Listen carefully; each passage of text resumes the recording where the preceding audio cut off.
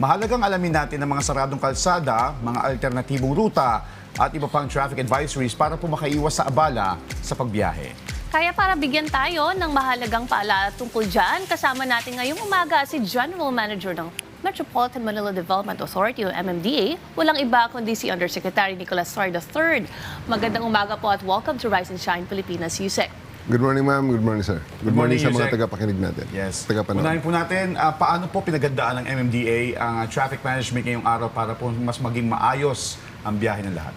For 1 week now, araw-araw ang ating coordination with other government units, especially yung mga security forces natin, PNP, LGU, at iba pang mga units. At ito kasi ay under talaga sa Presidential Security Command at House Sergeant at Arms. Okay. Sila talaga ang may mga Office of Primary Responsibility sa preparation na ito.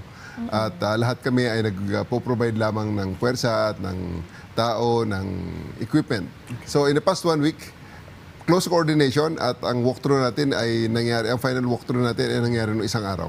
Okay. Yusek, ano naman yung mga pangunahing kalsado, yung mga main roads na isasara for today?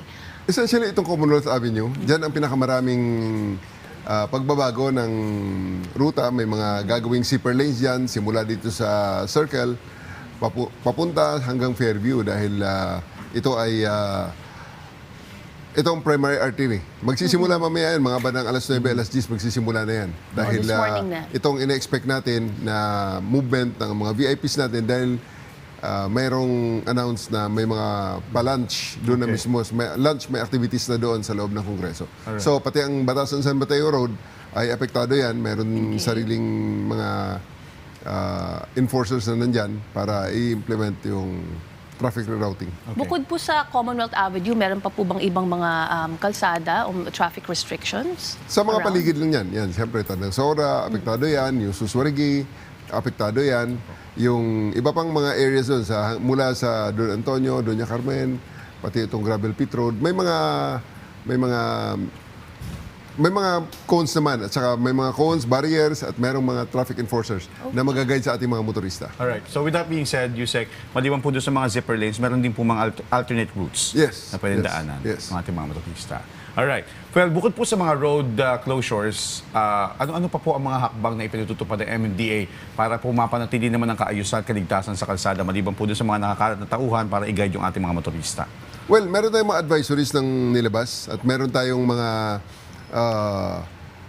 dry run na ginawa. Okay. Kaya sa ating mga kababayan, ang palagi naming advisory is kung pwedeng maiwasan ang mga lugar na yan, kung wala rin lang essential na mga lakad sa mga lugar na yan, iwasan na lang. Kasi talagang once a year lang naman nangyayari yan at meron talagang pagbabago sa normal dyan sa area na yan. Ano pong payo natin sa mga grupo, mga magsasagawa ng aktibidad, ngayong SONA ng Pangulo, may mga magsasagawa po ng mga kilos protesta. So ano po mga payo natin sa kanila in terms of yung waste segregation or yung waste management po? Well, unang-una yung karapatan na mag-assemble. Palagi nating sinasabi na nire-respeto natin ang karapatan natin mag-assemble at magpahayag ng ating mga damdamin. Just keep it within the bounds of the law. At pagkatapos naman, natural, andyan ang issue nga talaga ng basura, ng mga refuse na nandyan, maiiwan.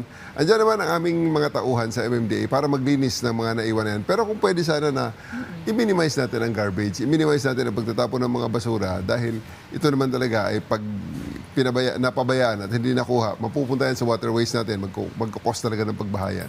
Okay. And Yusek, saan naman po kami makakuha ng updates tungkol sa traffic advisories habang isinasagawa ang SONA? Palagi kami bibigay ng live traffic advisories at updates dyan sa ating website, sa MMDA. So, andyan kami sa Facebook, andyan kami sa Twitter, andyan kami sa X. At kung kailangan nila ng live traffic updates, pwede sila tumawag sa 136 at makapagtanong, may maibigay kami dyan ng mga informasyon. Alright. Panghuli na lang, Yusek, para po sa kaalaman ng publiko, mayroon po ba kayong inaasahang oras, yung peak hours, kung kailan pinakamabigat ang daloy ng trapiko at anong oras po mas mabuting bumiyahe yung ating mga kababayan? They better do it before 9. Kasi alas 9 yan, magsisimula na ang mga rerouting natin. Mag-open na yung mga zipper lanes para ang mga early birds natin na mga VIPs ay maasistihan na. Okay. Well, maraming salamat po sa pagsama sa amin, Yusek Nicolas Torre III.